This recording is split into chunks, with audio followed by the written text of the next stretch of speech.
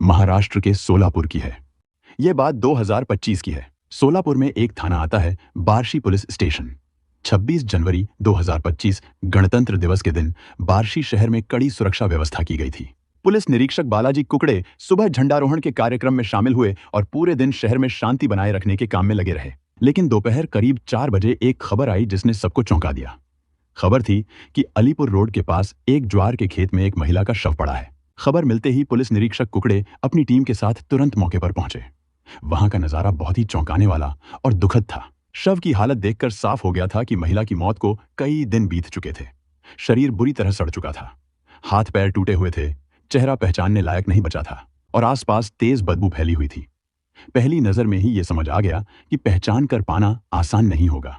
फिर भी पुलिस ने पूरे इलाके को ध्यान से तलाशा, इस उम्मीद में कि शायद कोई सुराग मिल जाए। शव के पास से एक स्कार्फ, पैंजन और कुछ टूटी हुई चूड़ियां मिली। पुलिस ने मौके की पूरी जांच की और आसपास के लोगों से पूछा कि क्या वे इस महिला को पहचानते हैं, लेकिन वहां किसी ने भी उसे नहीं पहचाना। इसके बाद सहायक पुलिस निरीक्षक बालासाहेब जाधव ने जांच की जिम्मेदारी संभाली। सबसे पहले उन्होंने सोलापुर जिले के सभी पुलिस थानों को खबर भेजी कि क्या हाल ही में किसी महिला की गुमशुदगी की रिपोर्ट दर्ज हुई है। हालांकि जिले के किसी भी थाने से ऐसी कोई गुमशुदगी की रिपोर्ट नहीं मिली। इससे जांच कुछ समय के लिए रुक गई। इसी दौरान पुलिस के मुखबिरों ने जानकारी जुटानी शुरू की। अलग अलग इलाकों से खबरें आने लगीं। तभी एक अहम सुराग मिला। बताया गया कि अलीपुर रोड पर एक महिला पिछले कुछ महीनों से किराए के घर में रह रही थी, लेकिन कुछ दिनों से वह दिखाई नहीं दे रही है। जैसे ही पुलिस को यह खबर मिली, उन्हें यकीन हो गया कि यह सुराग बेहद अहम है। अब जांच उसी दिशा में तेजी से आगे बढ़ने लगी जहां से पूरे मामले की गुत्थी सुलझने की उम्मीद थी। पुलिस ने पता लगाया कि अलीपुर रोड पर रहने वाली महिला 10 जनवरी से लापता है और वह धाराशिव जिले के घाटंगरी गांव की रहने वाली है। इस जानकारी से जांच को एक ठोस दिशा मिल गई। पुलिस ने तुरंत धाराशिव ग्रामीण पुलिस स्टेशन से संपर्क किया। वहां से पुष्टि हुई कि घाटंगरी गांव की रहने वाली एक महिला की गुमशुदगी की रिपोर्ट दर्ज है। महिला का नाम अर्चना शिंदे था। वह विवाहित थी और कुछ दिन पहले बिना कुछ बताए घर से चली गई थी। उसके पति विनोद शिंदे ने इस बारे में मिसिंग की रिपोर्ट दर्ज करवाई थी। गांव से मिली जानकारी ने जांच को और मजबूत कर दिया। पता चला कि अर्चना खेतों में मजदूरी करने जाती थी और रोजाना एक तय जीप से सफर करती थी। इस दौरान उसकी जान पहचान एक जीप चालक से हो गई थी, जिससे वह अक्सर बात करती थी। गांव के कई लोगों ने उन्हें साथ में देखा भी था। पुलिस को शक हुआ कि यही शख्स इस मामले की कड़ी हो सकता है। पुलिस ने नितिन जाधव का मोबाइल नंबर लेकर उसका कॉल रिकॉर्ड निकलवाया।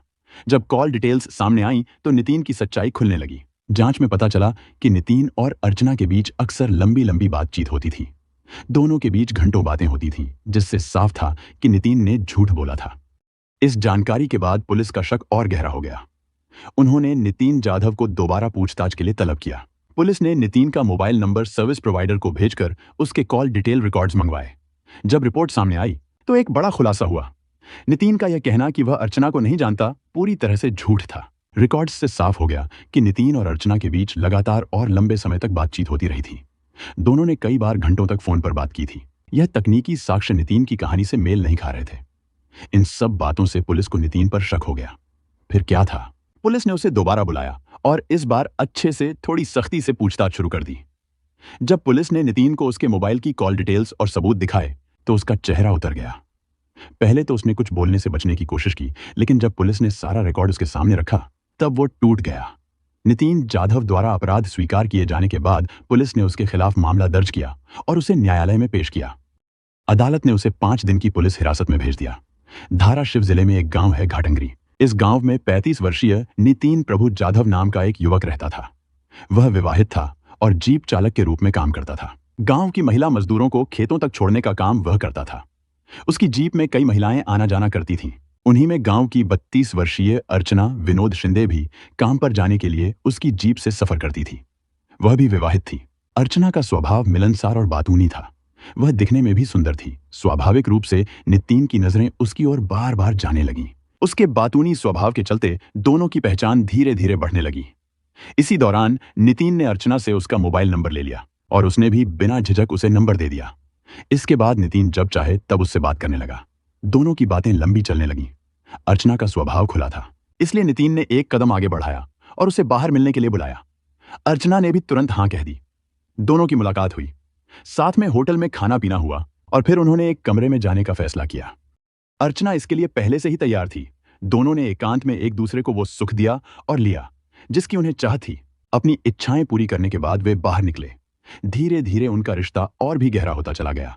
बाहर नितिन को अर्चना से शारीरिक सुख मिल रहा था, जिससे वह काफी खुश था। घर में पत्नी और बाहर अर्चना दोनों से मिलने वाले सुख के कारण नितिन का मन सातवें आसमान पर था। यह उसके लिए दोनों औरतों को साथ साथ चलाने का एक खेल बन चुका था। धीरे धीरे अर्चना नितिन के लिए भावनात्मक रूप से और ज्यादा जुड़ती गई। उसका पति रोज शराब पीकर घर आता और सीधा सो जाता। उसे पति से वह सुख नहीं मिल रहा था जो अब नितिन से मिलने लगा था। ऐसे में अर्चना ने नितिन पर दबाव डालना शुरू किया कि वे दोनों एक साथ रहें। उसने कहा कि वह अपने पति को छोड़कर उसके साथ रहने को तैयार है। जब एक औरत किसी के लिए अपना घर छोड़ने को तैयार होती है तो किसी भी मर्द का अहंकार तृप्त होता है। नितिन भी खुश हो गया और उसने हामी भर दी। एक दिन अर्चना सचमुच अपने कपड़े लेकर नितिन की जीप में आकर बैठ गई और कहा, मैं घर छोड़कर आ गई हूं, अब हम दोनों साथ रहेंगे। अर्चना ने नितिन से साफ साफ कहा, लेकिन सच्चाई यह थी कि नितिन अपनी पत्नी को छोड़ने के बिल्कुल मूड में नहीं था। उसका घर परिवार ठीक चल रहा था और समाज में भी उसकी एक अच्छी प्रतिष्ठा थी। ऐसे में अर्चना को अपने घर में रखना उसके लिए संभव नहीं था। इस स्थिति को समझते हुए नितिन ने एक फैसला लिया। उसने ठान लिया कि वह अर्चना को बार्शी ले जाएगा। उसका विचार था कि अगर साथ रहना है तो इस तरह रहो कि किसी को कानो कान खबर न हो। पत्नी भी बनी रहेगी और अर्चना भी उसकी जिंदगी में बनी रहेगी। इसी सोच के चलते नितिन ने बार्शी के अलीपुर रोड पर एक किराए का घर लिया और अर्चना को वहां रख दिया। नितिन हर 3-4 दिन में एक बार अर्चना से मिलने आता था। शुरुआत में अर्चना खुश थी, लेकिन धीरे धीरे उसे यह बात चुभने लगी कि नितिन उसके साथ स्थायी रूप से नहीं रह रहा। उसे लगने लगा कि अगर नितिन उससे शादी कर ले तो शायद वह पूरी तरह उसके साथ रहने लगे। इसी सोच के साथ पिछले 1 महीने से अर्चना ने नितिन पर दबाव बनाना शुरू कर दिया। तू मुझे अपने घर ले चल, हम पति पत्नी की तरह रहेंगे। मैं तो अपने पति को छोड़कर तेरे लिए आई हूं। लेकिन नितिन इसके लिए तैयार नहीं था और यही बात उनके रिश्ते में तकरार की वजह बनने लगी। दोनों के बीच झगड़े शुरू हो गए। कभी कहासुनी, कभी रोना धोना, तो कभी गुस्से का सामना। एक दिन अर्चना ने नितिन को साफ साफ धमकी दे दी, तू साफ बता, क्या तू मुझे अपने घर ले जाएगा या नहीं। नितिन थोड़ा घबरा गया, लेकिन शांत लहजे में बोला, तू अपने पति को छोड़कर आई है। अगर अब तू मेरे साथ रहने लगी तो गांव में बातें फैलेंगी, मेरी बदनामी होगी, लोग तरह तरह की बातें करेंगे। मेरा भी तो घर है, मेरी पत्नी है, वो मुझे छोड़कर चली जाएगी। इससे अच्छा है कि तू यहीं इस किराए के घर में रहो जैसे अब तक रह रही है। इस पर अर्चना गुस्से में आ गई और बोली, अगर तू मुझे अपने घर नहीं ले गया तो मुझे कोई और रास्ता नहीं दिखता। फिर जो होगा उसकी जिम्मेदारी सिर्फ तेरी होगी। फिर देख, पुलिस तुझे गिरफ्तार करेगी, केस चलेगा और तू जेल जाएगा। इससे अच्छा है कि मुझे अपनाकर अपने घर ले चल। लेकिन नितिन फिर भी नहीं माना। उसने साफ मना कर दिया।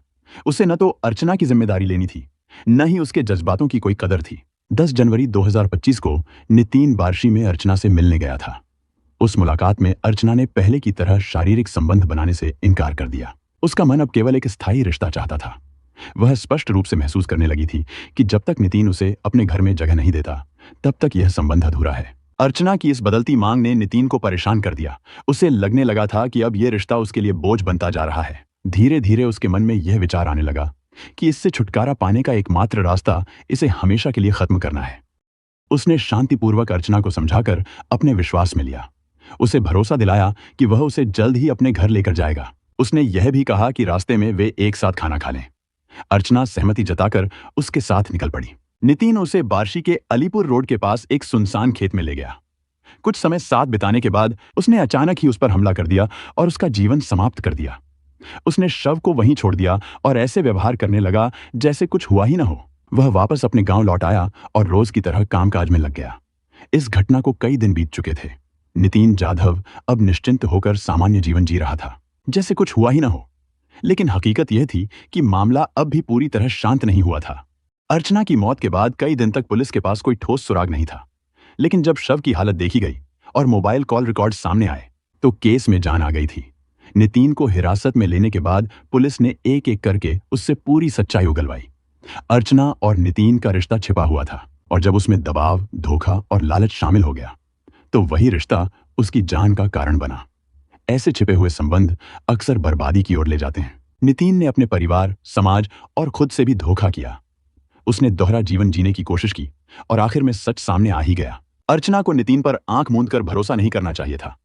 किसी से भी रिश्ता बनाते वक्त समझदारी और सतर्कता बहुत जरूरी है। अर्चना ने जब नितिन को धमकी दी कि वो उसकी पत्नी को सब बता देगी तो उसने उस डर से अपराध कर डाला। बात को समझदारी से सुलझाना ही बेहतर होता। नितिन का एक फैसला हत्या ने उसके पूरे भविष्य को खत्म कर दिया। अब न परिवार रहेगा, न इज्जत, न आजादी। हमारा उद्देश्य यह है कि लोग इन घटनाओं से सीखें और गलत रास्तों पर चलने से बचें। यह कहानी एक अहम चेतावनी है जो हमें बताती है कि जीवन में सही फैसले लेना कितना जरूरी है। हमें मिलकर एक बेहतर समाज बनाने की कोशिश करनी चाहिए जहां प्यार और ईमानदारी की अहमियत हो। ऐसी